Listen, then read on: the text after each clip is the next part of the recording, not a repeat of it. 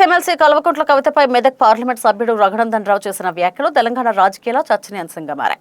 కవిత వ్యవహార శైలి, ఆమె చేస్తున్న రాజకీయ వ్యాఖ్యలపై ఘాటుగా స్పందించిన రఘునందన్ రావు పలు కీలక వ్యాఖ్యలు చేశారు. ఆయన చేస్తున్న ఈ హాట్ కామెంట్స్ పై రాజకీయ వర్గాల్లో భిన్న అభిప్రాయాలు వ్యక్తమవుతున్నాయి.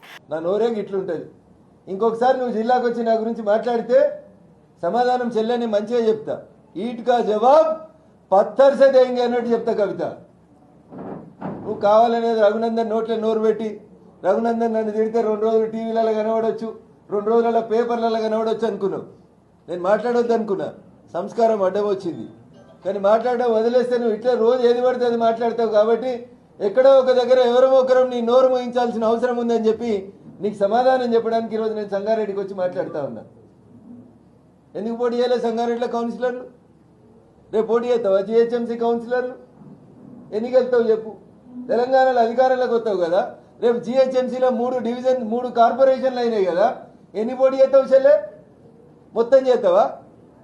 ఇంకా 6 నెలలు టైం ఉంది నాకు తెలిసిన లెక్కల కాడికి. మొత్తం పోటీ చేస్తావా? ఒక మేయర్కి వెళ్తావా? ఆళ్ళు లేదు చూడు లేదు, కొడుకు పేరు సోమలింగం అని అప్పుడే తెలంగాణలో అధికారంలోకి వచ్చిందంట. ఉచిత విద్యా వైద్యం ఇవ్వకపోతే ఈమెను కట్టేసి కొట్టాలంట.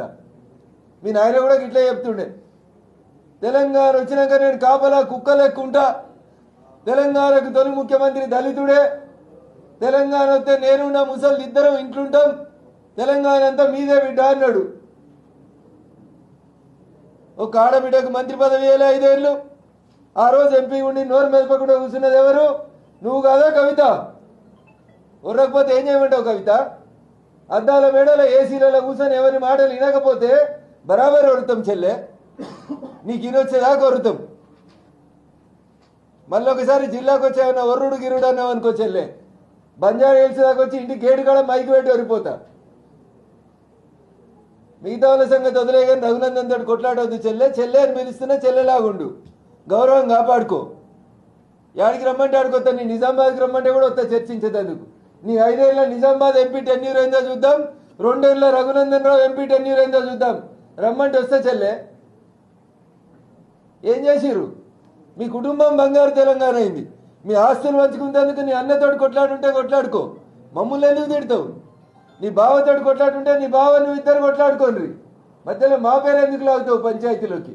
మరిన్ని అప్డేట్స్ కోసం మా ఛానల్ని సబ్స్క్రైబ్ చేయండి.